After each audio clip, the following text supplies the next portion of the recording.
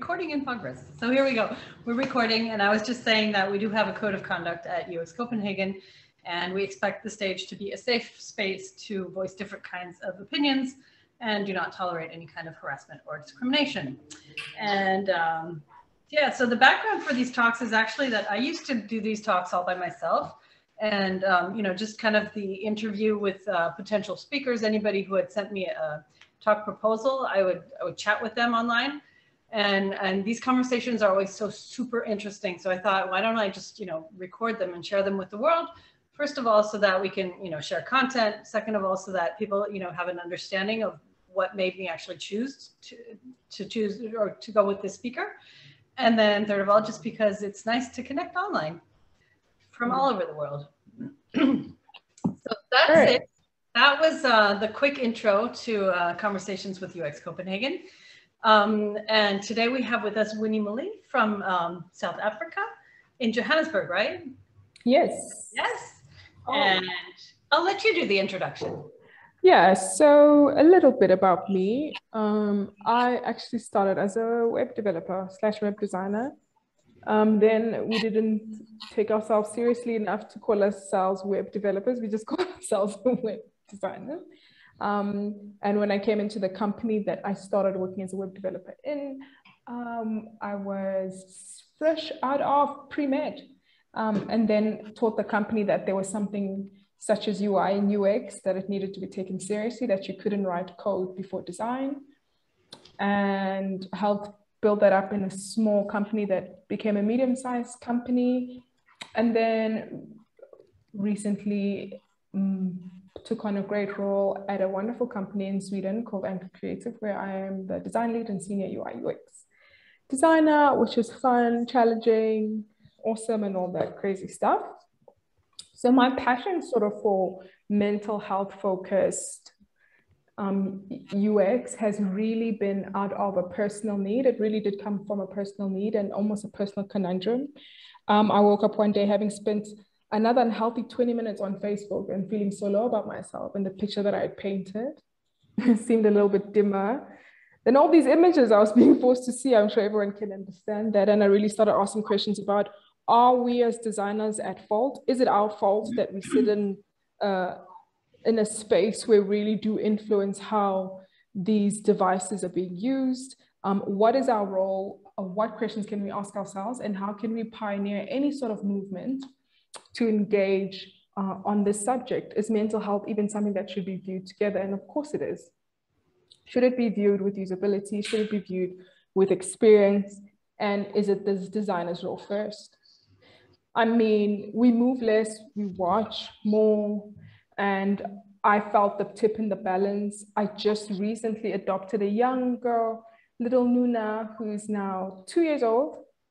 And the minute I became a mother, I think it really, really hit me that this is something that I cannot just sit back and let not be voiced, that I have a responsibility to generations and generations to come to really push back when it comes to the impact that us as designers have in really, really tipping the scale about the balance of health, mental health, and the devices that are, and the companies that are making these decisions for our generations, because really that is what is happening. Decisions are being made for us about how we should interact with devices that need us, really. And we have responsibilities as designers to be the only voice that is practical and also impartial.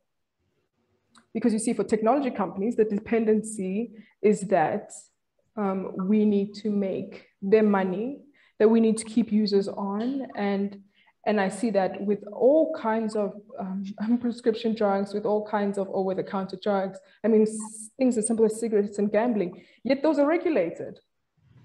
And somehow this entire industry is unregulated. It's allowed to do what it wants. And the main focus is addiction. Yes. I mean, the other day, and I really, really, even as I did the talk and hopefully join you guys in March, I mean, I did a firm study on how we build buildings. It is impossible to build a building without exits in mind. but we build these structures and these usabilities and habits for people without any escape routes, without any thought of how it will impact them in the long run. I mean, if you just read, I mean, the escape route guidance system, just for a simple building in England, I mean, I'll just jump into it. It says the escape route must be visible. If smoke develops in a fire, the smoke that develops rises of the heat. Escape routes marking placed up high and rendered must be visible for smoke. The ideal escape route guidance system is therefore applied close to the ground. This is just the first line of the basic fire hazard escape route methodology for a simple British building. And we use those buildings. I mean, a lot of us are working from home. Do we use those as much as we use our devices? And there is absolutely no policy regulating how we design these systems to really, really gravitate our individuals to options of escape, options of mental health. I mean, I love this story because, I mean, a lot of people find it quite personal, but it's not too personal to me. I went through IVF for about 2 years. My husband and I were really in a tough IVF process and journey. And the one thing that I needed from my devices was an escape route, and it wasn't there. And it really, really is something that we need to think about when it comes to how do we really gravitate individuals to really, really seek themselves when it comes to using their devices, rather than seek a lack of escape. So I can jump to how we design and why it's so important to really, really bridge that gap between mental health and design. And I think for me, it was really understanding that I am not just an iterative designer. It is not just an iterative design process. I am a mental health practitioner in my roles, and that we shouldn't lose sight that the focus is the client, the focus is not the product. The truth of the matter is that there are differences in this field. There's designers who work to create solutions for companies, and then there's designers who work to create solutions to problems, to actual problems. And when we view things like that, when we really, really put ourselves in this wonderful canvas of counselors and practitioners, we really, really start to do our users a solid favor, because then it becomes bigger than, I guess, every designer's pet peeve. It becomes bigger than colors and grids. And I'm really, really trying to edge a community, wherever that is, closer and closer to that understanding that it really is so much bigger than a beautiful design. Yeah, we had a whole conference on this in 2018 where I took the subject of ethics, and I think it ties very well into that. But I think, I mean, ethics is always like an overarching theme at the conference anyway. But yeah, super interesting. So why did you choose pre-med? So I was going to be a doctor. Yeah. I specifically wanted to, I've always been, I mean, Africa had such a global crisis as we sort of unpacked HIV/AIDS and what it was doing to our country. It was really in need of doctors. And I've always been solution focused, and that's been the direction of how I make my decisions about growth and where I choose to impact. And that really, really, really did lead me to medicine. Funnily enough, as a child, I thought that was the only way you could change the world, was to work in a hospital, right? And as I continue to engage with different platforms, I realized, wow, I can change the world through design. I can really, really make an impact. I can make people understand things that they didn't understand. I can make people think things that they didn't think. Yeah. And that's powerful. Yeah. So what do you think of, and one of the reasons for us choosing the theme of creating a culture change is that a lot of UXers are still saying after, 15 years after UX being an actual, area, a field for 15 years, UXers are still saying we're not getting a seat at the decision-making table. How do you feel about that? Are you getting a seat? I would like to say firmly, without pushback, definitely not. Right. I definitely agree that there needs to be sort of an elevation of the trade when it comes to the importance. I know this seems crazy. I mean, specifically even policies around how we think about developing really well thought out products. I think as that rises, stuff like the WCAG and really great policies for usability, those kind of things will really lead us into a more, because I think at the moment, we're not viewed as an industry, but rather a creative outlet for the development team, right? Which is crazy. So I think as policies rise, as they begin to take usability extremely seriously and what users actually need to be taken care of first, I think as those policies become cemented, I definitely see that the table will become a little more respecting, but I definitely agree that it hasn't been something that we are saying we're in a position to really be experiencing. And rightly so, as a responsibility of us as UI and UX developers, is that we really need to set the standard ourselves. I see that in the company that I'm in, that if I don't set the standard for UX and the responsibility it has, they really cannot. I am the cap. Without me, they cannot begin to see its importance. And it's really my responsibility. Now that's at a micro level. At a global level, I definitely think it's as policies move and our responsibility to really knock doors on the policymakers of what we see, I mean, as important UX. And being a global standard was really great is they're setting standards for usability. That's crazy. Who would have thought that we'd see standards like that be set? And that's a start for us. But like I said, we still need to push against that fault.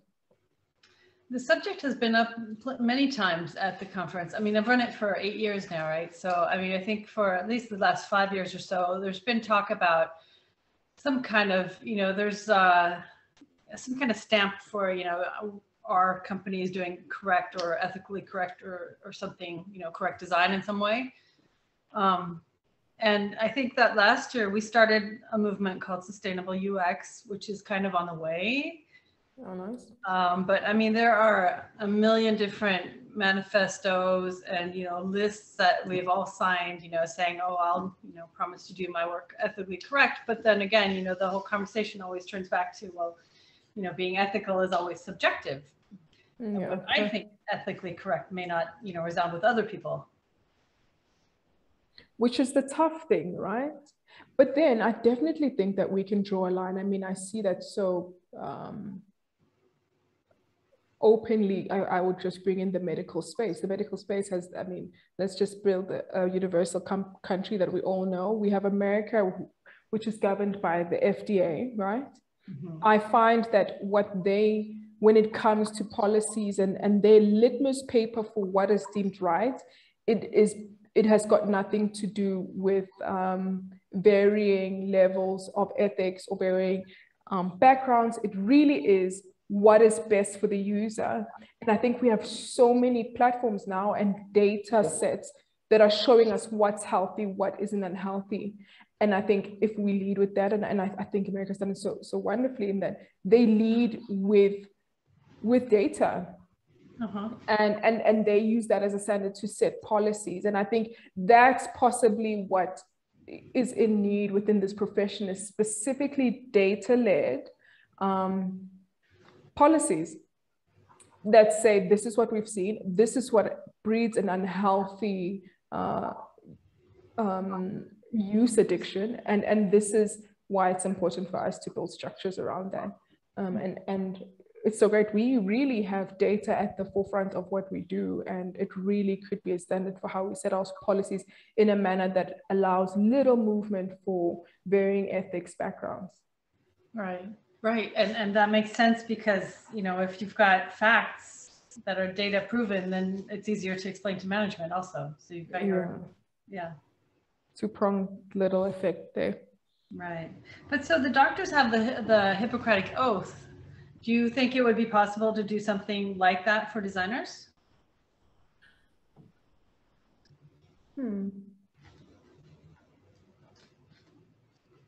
I think this actually goes back specifically to this question that you asked about. Do you feel like designers have a leading seat in the table when it comes to this process? And I think until that is cemented, because doctors lead, I mean, they walk into the room, the decisions they make count. And I feel that designers would find that a little bit difficult to do, based on the fact that a lot of the times we walk into a room, the decisions we make may not be the decisions that are chosen, which is a tough conundrum to be in. Yeah. When you're putting someone in a situation where you're saying, this is the standard and you swear to abide to the standard. How do I, when my team thinks that the developers wear the hat? Yes. Yeah. Yeah, that's a tough one. Yeah, a tough one, but doable. Like I said, as we push that forward and we really, really cement the use, the importance of this trade, that will follow definitely, because we will have the confidence to make that statement. Does anybody I have actually a comment, because today I had a conversation at my work about UX at this moment, where or my experience, it's mostly from a design point of view, or designers or in the area, and not so much developers. But in my opinion, UX should be more a department, or it is a mindset, right? But contain different kinds of trades. So developers, business developers, and so on, could have a UX title, but with an UX design, UX. I see. And then maybe the UX stamp for could have that kind of stamp. Right. So it's not just design, because I totally agree with you, Renee. If it's just us designers, having it doesn't have enough power at all. That's actually a good way to sort of look at it, that it has to be collaborative. It cannot just be something that we say the designers have agreed. It needs to be, hey, as a company, we support this entire department, and the stamp is not their stamp, it's our stamp. Yes. So that's actually would be quite powerful. Yeah. And I've worked with a lot of developers that's just as capable UXers as I am. I think they've had to be. Yeah, but of course they're not trained in that way as we designers are. So, but that's just a matter of time, because I think there's a lot of universities and technical universities as lot of who has chosen that path as well. Yeah, and I do like what you're saying as well, that universities are also seeing that it is quite important possibly to even bring that earlier in, even if you are doing the computer science degree, or you're really just pushing to be a developer, that they are bringing those options for developers to get into UX quite early on. Yeah. Does anybody have a question in the audience so far? Not yet. Okay, Winnie, I wanted to ask you something else. Yeah, I have a question. I mean, or not a question, but more as an opinion, maybe, just to build on top of entire discussion about having a more important role at the table, as I saw the words were used in the conversation. In my opinion, the more flat base is the organization, the more important role the UX designer has. In the idea that, let's say, if it's a startup company, I think in terms of decisional making, a UX designer has more to say rather than a big organization or a big corporate, when there's hierarchy on top of hierarchy, and we would go up until the C, blah, blah, blah, blah, 3 letters. And from this perspective, I think that it's also about the job, the role, the niche that you choose, not just to generalize the fact that UX designer in general don't have the decisional making, how to say, empowerment of, or so to say, in general in an organization. I think it's just about the role and the responsibility of it. And you know, if you want to go and talk about let's say career path, for example, me, I am a UX designer, and I would like at a point to become head of design, which is of course in the future a totally different level. And being that comes with more responsibility. So there is a possibility of, if there is a possibility in the company to grow in order to be the head of design, if they have an open position where the organizational capacity is big in order to have more head of design, more UX design at departmental level, then why not? You know, from this perspective. So in the idea of, you know, having something to say at the table, there's different perspective that I think you should consider if it fits with the organization, you know, to have something to say. Yeah, I actually think that's a good note. Just seeing, so you're telling us you want to change the world, we should all join startups. Jokes. But I think you're very true, just in terms of really, if that leadership is flat, there's so much room for UX to have, even if it's not a department, even if it's a couple of individuals, to have a strong role. I do find that if you are getting information from the top, and that's the tough thing, right? If information is coming from the top and decisions are made from the top down, it is quite difficult to push that forward. So it's possibly looking at how those worlds operate differently. And yeah, definitely those flat leadership companies definitely leave more room for that voice. And those bigger organizations, man. I think even if you had a head of design, that sometimes head of design is being fed by the CEO, and sometimes the CEO is being fed by the owner. And yeah, that's true, but that depends if you have a top-bottom approach or a bottom-top approach. Yeah. Interesting conundrum we really do find ourselves in, and it is really according to company sometimes, which is awful. It would be great if everywhere you went, UX was the voice for UX, right? It was valued. You know, I think that's, well, my experience is different from if you have a project starting up with a whole design thinking process and all that. My experience is it's a lot easier to have a voice at the table instead of going into a project or a product that's that needs to be redesigned or so when you start from the bottom, why should we do this? Who is it for? All that. It's much easier to have that voice because that's then you are in the same physically and mentally also in the same room as the other participants. Definitely. To tech and so on. But if you're coming in on a project that's or a product that's already going, I find that harder to get that voice. Then it's a job you're doing on top of. We need to fix. It's more a fixer job, right?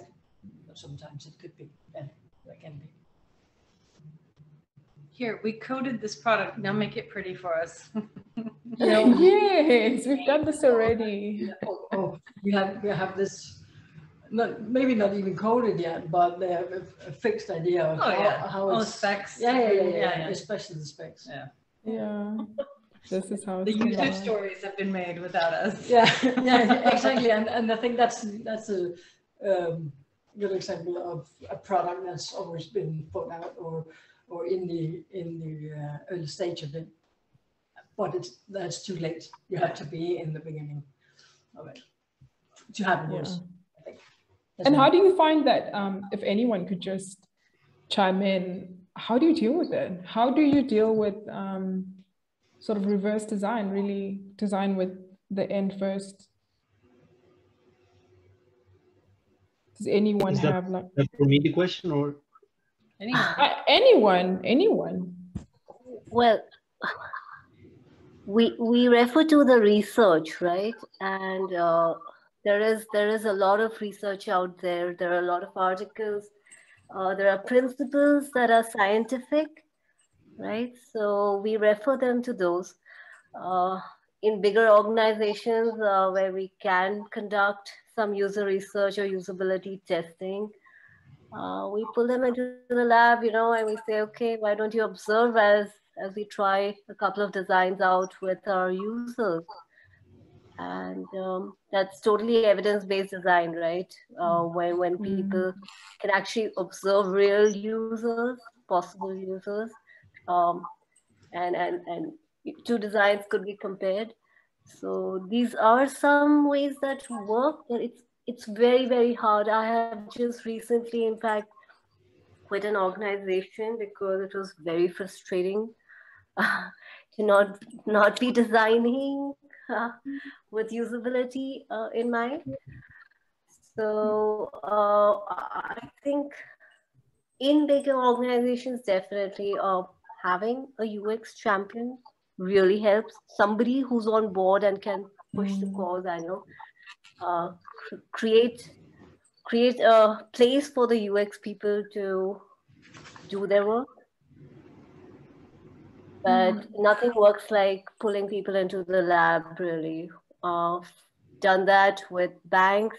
It's evidence-based. It really, really works. If we have those kind of budgets, it's fantastic. Even the toughest technical people, developers and tech leads and CTOs, even their minds change when they've been adamant about this is how it's going to be done, but the need of a user. So that's just something I wanted to add here. Oh, thanks. And it's funny because really from their perspective, or maybe even like you said, CTOs, no one can dispute evidence. And like you said, if the budget is there, which is sometimes a tough thing, right? Budget may not always be there, but because sometimes what is recommended by UX is deemed intuition, which is tough, right? To think that your well thought out, well advised, well researched solutions can sometimes appear purely intuitive.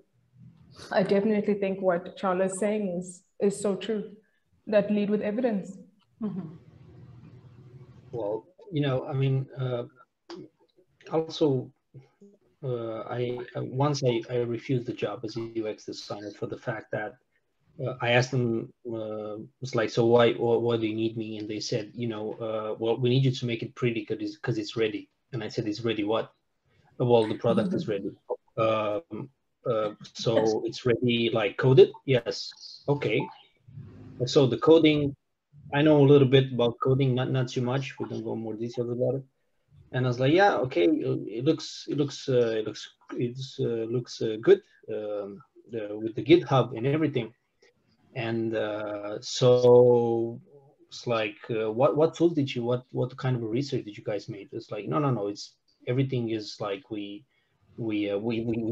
just think this is the right way, because we also saw our competitors and we kind of made the market research how this companies that were doing what we are doing, how they look. And I was like, okay, fine. Well, sorry, shaking hands, and I don't want to work for you, because I'm sorry, just like if it's not based, it can be based on secondary data, but if it's not based on primary data, recent primary data, then better not doing it, you know. That's the whole thing. And, you know, in my opinion, when you get a job as a UX designer, you should ask during the interview. I'm not much of an interview guiding person to tell what to do, but still, you know, I think one of the questions should be, you know, what are the people's vision about how we build things? What's the design process? How do you guys do it? Do we do a bottom-top approach or top-bottom? The idea that the boss is telling me what to do, or I'm getting data, I'm making a report, I'm showing you guys how I think it's going to be based on facts, and then we build on top and we go to the top and say, this is the result. Let's do it.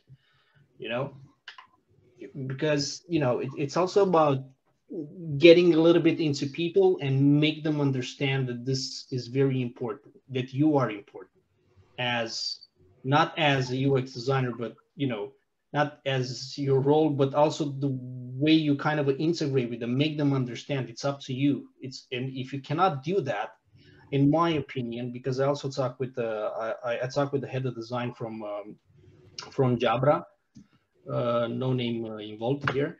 And he said in the idea that it's your responsibility to not to cry in your own hands like this, in the idea that it's your responsibility to make them understand that data and research is important for them, because they probably don't realize that. They don't know. They don't know UX design, right? The developers are coming, we don't know, you know, it's up to you. You tell us something we don't know. That's why we have you, and that's great. You know, if you reach to tell them that, okay, we're waiting for you because you're in charge of it, and we wait, and you tell us, you know, to start coding the backend or whatever whenever it's needed, then it's great. So I guess it's also about your way of integrating and way of doing things, not just the position, because the position required to have this, you know, responsibility and this level of only this level of decision making. I have a different question. So Winnie, you mentioned the WCAG.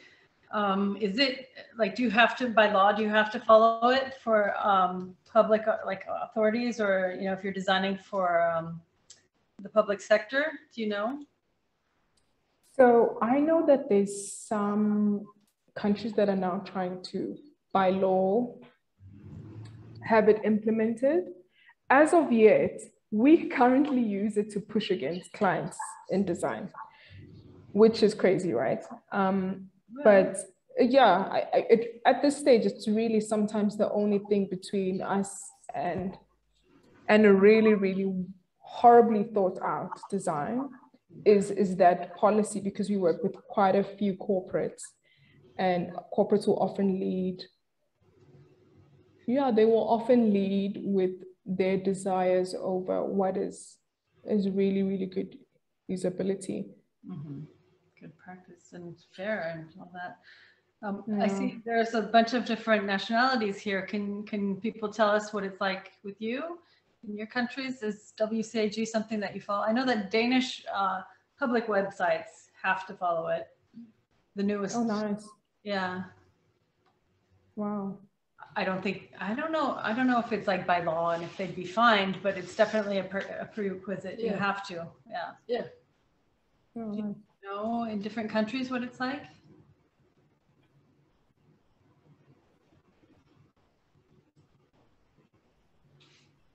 That's a comment here. There's not in India. Nothing in India. Yet. Yeah. I guess, I mean, I'm coming from Romania, and Romania is still the developers. They do the job, you know, everything as a bucket thing. So it's like, they follow strict rules, right? Yeah, I guess. I mean,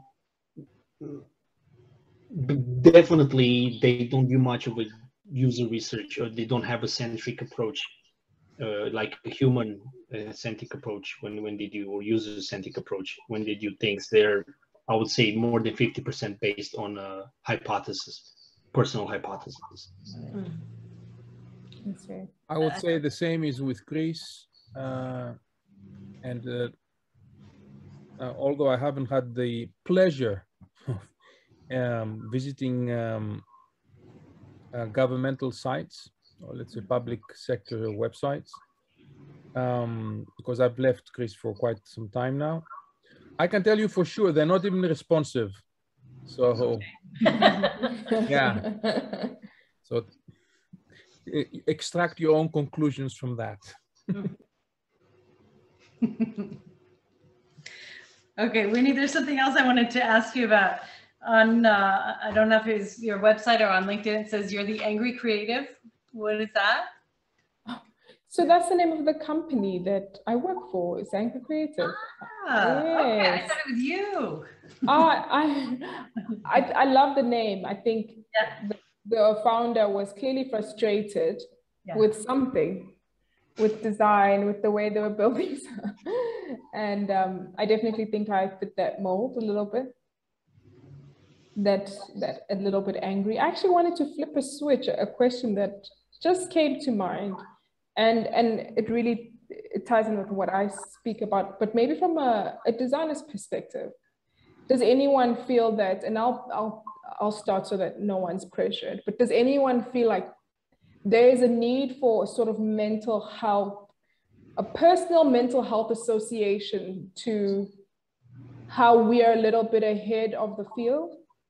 Do you find that you have to do a few mental checks when you have to push the fold, or have to settle with a design that maybe you didn't think was right? Do you find that there's maybe a few things that you do for yourself that help you get through? I mean, I don't know if anyone here has ever worked for an agency, because I work in an agency, which means we get multiple clients, and a lot of the time what they want may not be what you may feel is best for them. It may be great, but it may not be what you feel is best for them. What are those mental health checks? What are those,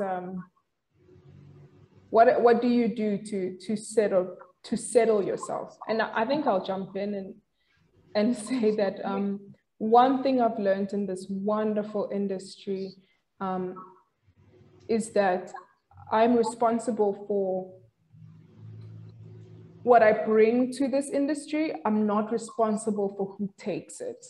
Ooh, good one. And that has really, really, really helped me constantly bring the best, even if it won't be taken.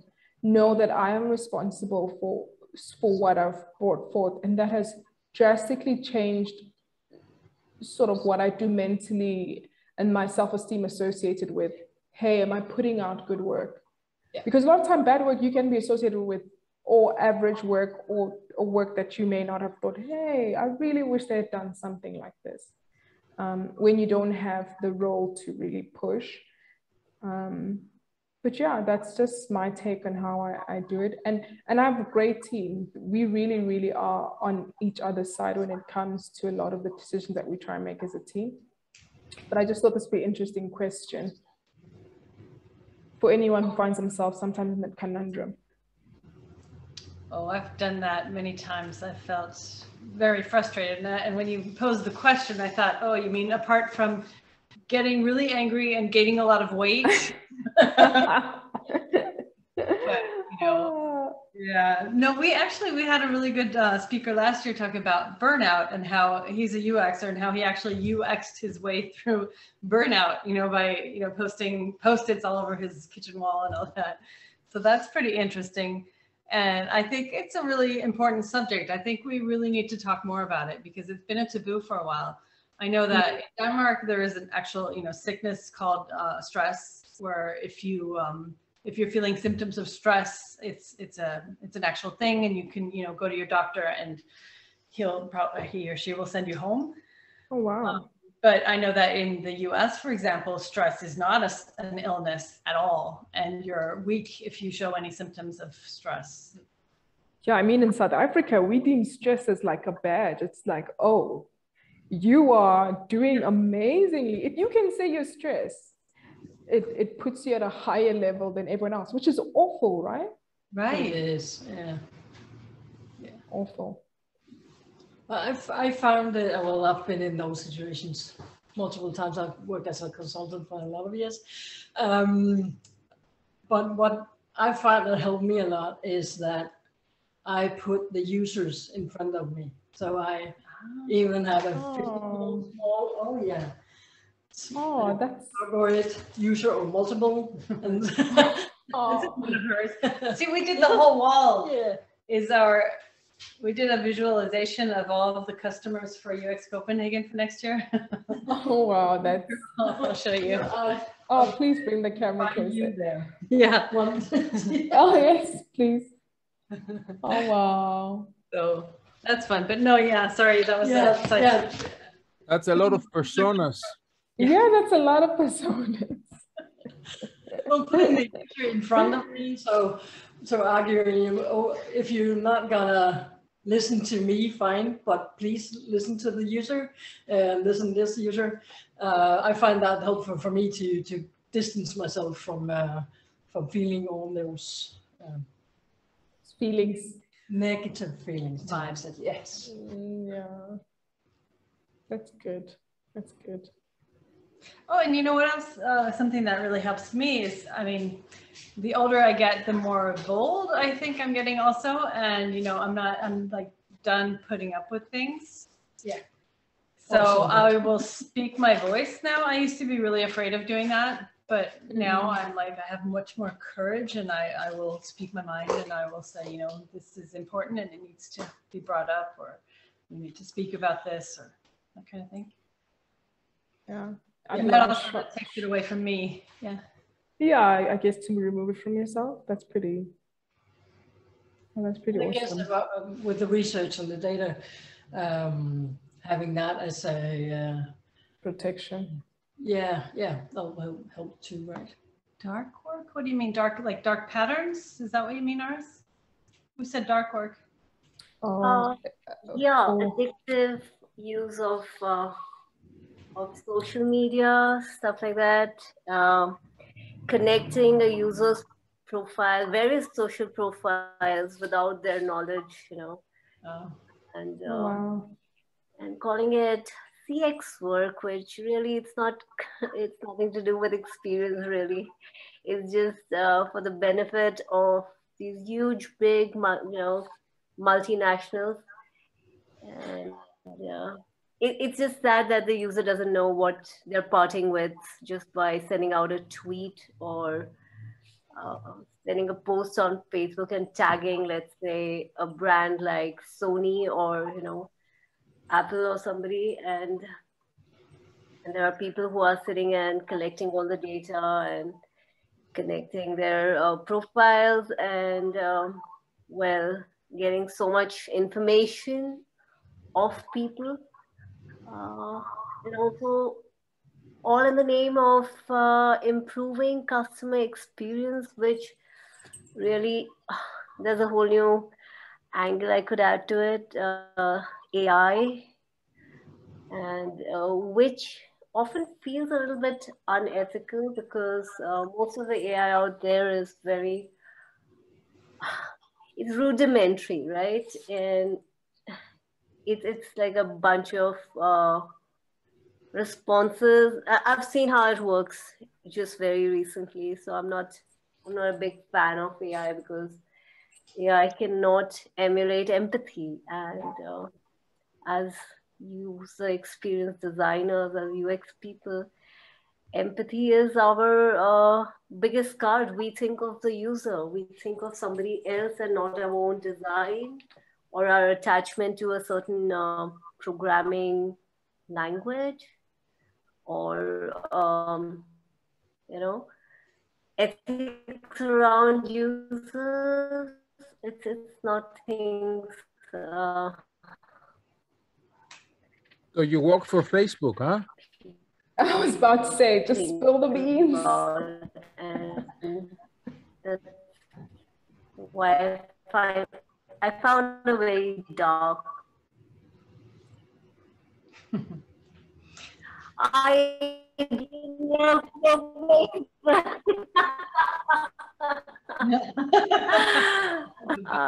Working for Facebook for this product company, and Facebook was one of the APIs that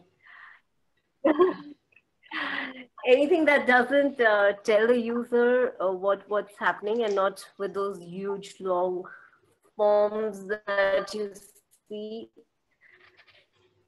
is completely, because you're just collecting data on people to improve their experiences or anything.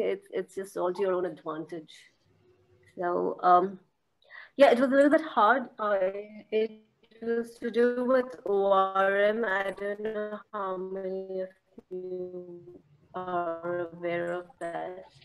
User experience doesn't seem to really Facebook knows.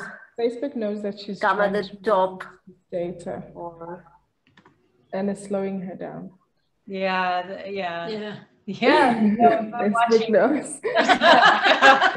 She's saying, "Ooh," she's saying something bad about it. Yeah. I think also the video might be slowing down the sound. Huh? Yeah.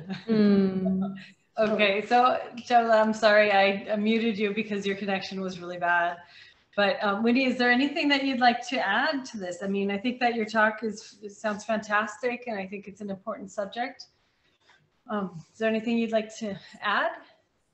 I think the main thing that I want to add is just to leave us with a little bit of hope that we really are pushing, that we, in every little avenue that we are, whether we're working in a small organization, a large organization, that your role is extremely important, that even if you move the clock just a little bit, it's really something for the next person following you, or the people that you're going to lead. And yeah, there is hope in this space, and we have an extremely powerful role. Yeah, I mean, yeah, we really do. And a lot of us have thought, oh, you know, nobody's listening to us and we're not important, but we really are. And I think that if we just figure out a way of yeah, I mean, figuring out how to shine, then I think that we can all really shine bright. Yeah, definitely. Yeah. Thanks, I really like what you said about you were going into pre-med, and then that was the only way to improve life. Yeah. But you find this that in this job as well. I find that very beautiful. Oh, thank you, guys. It's been so awesome chatting. It felt like you were in my living room, which is awesome.